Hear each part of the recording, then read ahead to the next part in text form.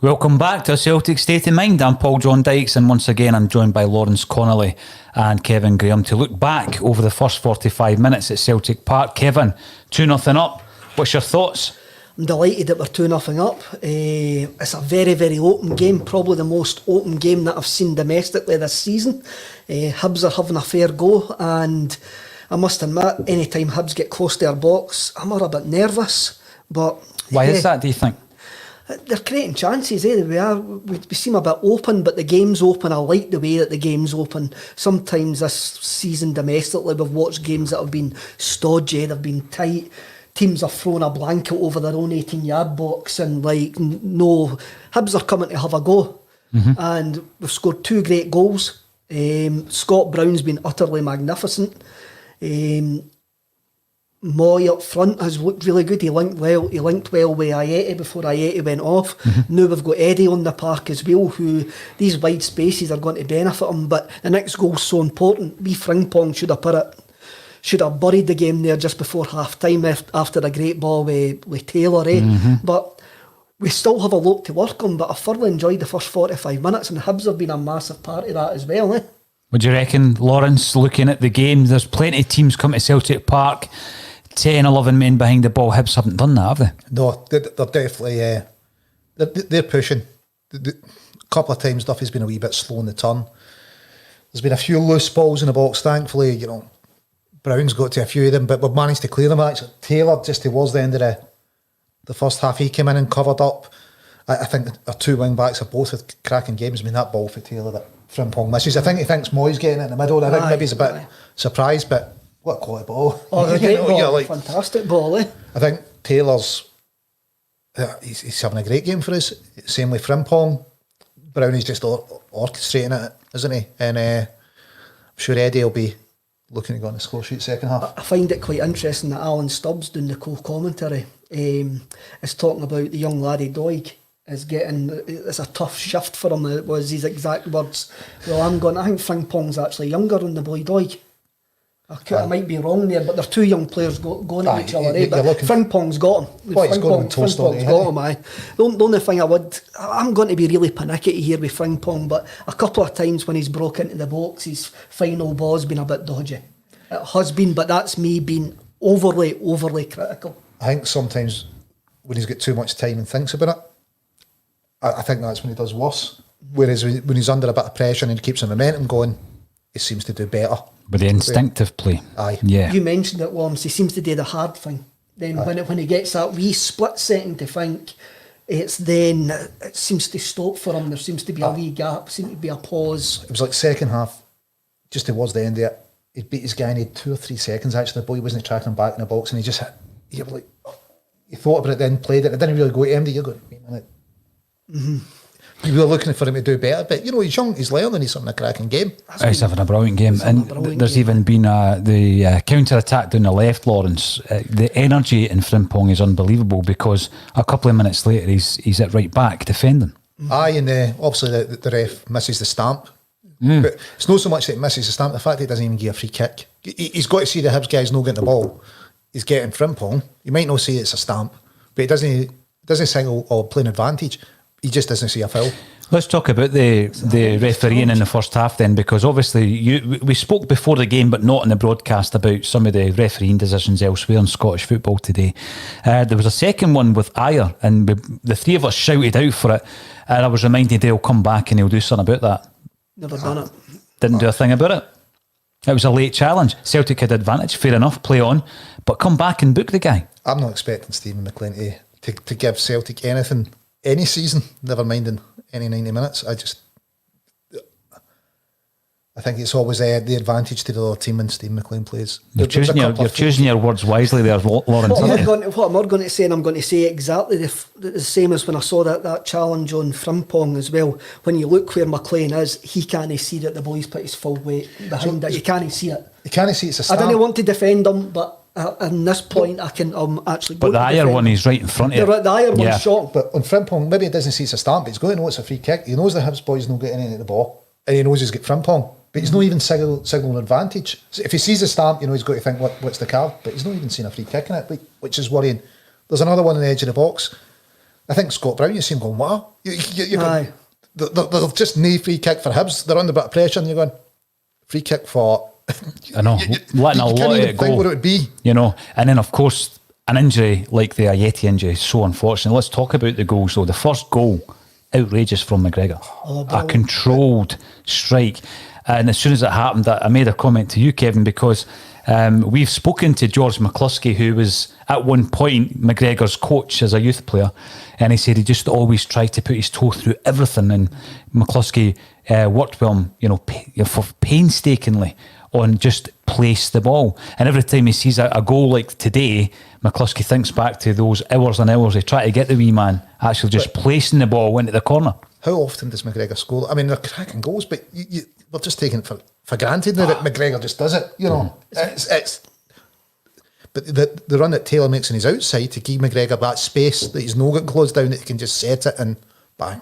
It's a controlled shot. Aye. And it's a controlled shot through a host of bodies, and it's aimed in the bottom corner. And even though the keeper gets a decent look at it, there's no way that he's saving it with the pace it's on it as well. But we just expect that for Callum McGregor now, and that's more worrying for me, that I expect Callum McGregor to score nearly 8 times out of 10 any time he gets into that position. He's great at it, but I think Taylor, you know, he's playing his part with his energy, making the run.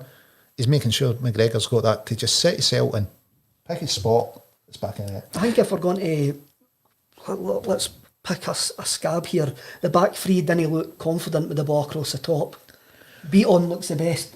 What, we're going back to the Kilmarnock first half here, Kevin? Aye. Same kind of scenario? Aye. Beaton's been the best out of the back three. The other two have been caught a couple of times with balls over the top, and that's a bit of a worry, especially with a 2-goal lead. We've got away with it so far. We've got away with it against Ross County. Hibs are a good attacking team. They obviously know drop it in. You're getting your centre half to turn. We've got big centre halves. You know, big guys don't normally turn as well. You know, with the centre balance, it's maybe Hibs are playing percentages here. Just drop it in there and make them try and turn. And we push so far up though. If you've got the boy in the middle of the park for Hibs, the boy Newell has played a couple of decent balls. He had a good first 15 minutes, didn't he? Aye, yep. Decent balls in behind, and so Nisbet's making the right runs for them. You're looking. He's a big, strong lad, isn't he? Nisbet. Pushed Duffy off the ball. That, I mean, and by the way, there was no free kick. It was fair, because Duffy's arms were up as well. I think he won through sheer strength.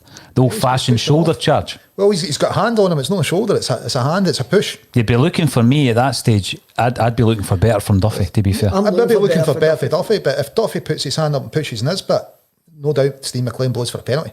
So we've been unimpressed with Stephen McLean, but I think in the first half, quite a few of your comments there, Lawrence, you've been fairly impressed with Taylor down the left. I like it. He's put in the work. We've seen him beat a guy. Just that ball in at the end. You know, I think excellent ball in the end. Aye. I think Frimpong's just not got it because he thinks Moyes take, because he's just inches away from burying it, isn't Moy? And Frimpong's maybe a wee bit surprised. He's made the run that gives McGregor the space. He's just full of energy. Taylor all the time. He never hides. And I think he's kind of game by game. He's getting better for us. He's learning what it takes to play that position for us. Still the only option out there now. We're looking at El Yunusi as well, Lawrence, a couple of weeks ago after the international break. You were asking about, maybe playing him in the centre. It's happened. It happened the other night to great effect. How do you think he's played in the first half? I think him and Ayeti, they're showing, they've been in a partnership before. There's a couple of times he's tried things that had to come off, but he's fine in hoop jerseys. It's definitely giving Hibs something different to think about. He's looking more comfortable there again than he has looked out wide. What about his footwork at the goal? Second goal. Unbelievable. Rubber dance, eh? Christie done well as well, Kevin. Right. Christie's coming for a bit of stick. I think he's had a good first half.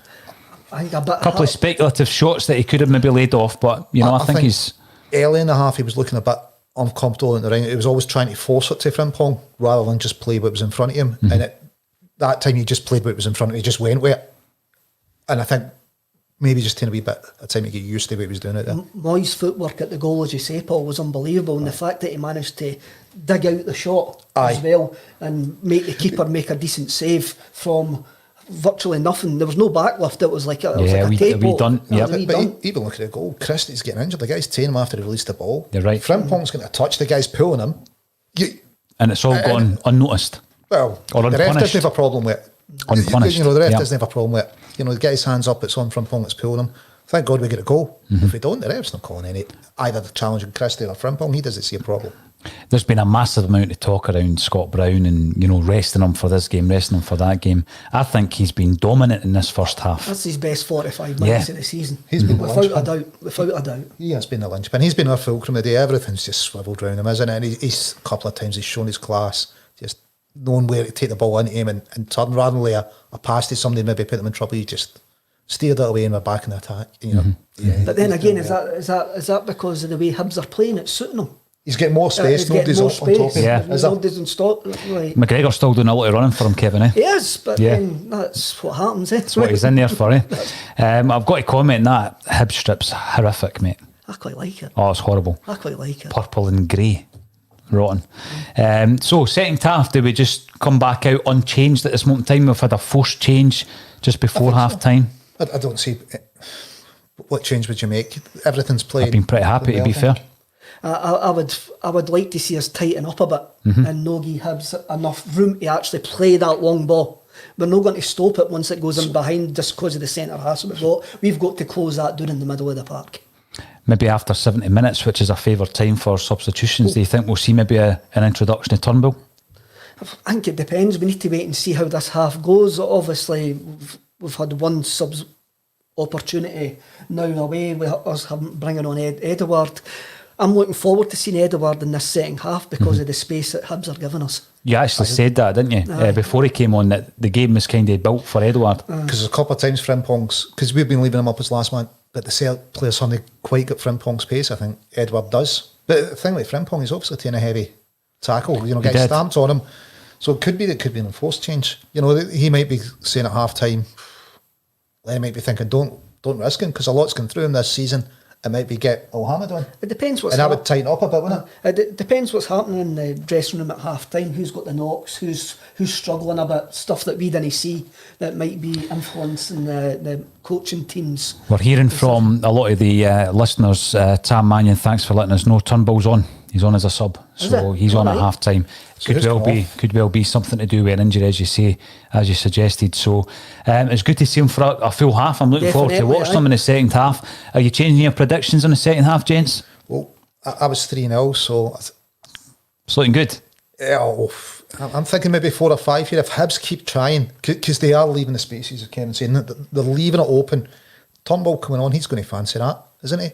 I think he will be. What about yourself, Kevin? Are you changing? No, I'm sticking with my 3-1. I'm still sticking with my 3-1 prediction. Okay. Well, let's enjoy the second half and we'll be back at full time for our full time reaction, hopefully after another couple of Celtic goals. Thank you, everyone, for joining us on A Celtic State of Mind.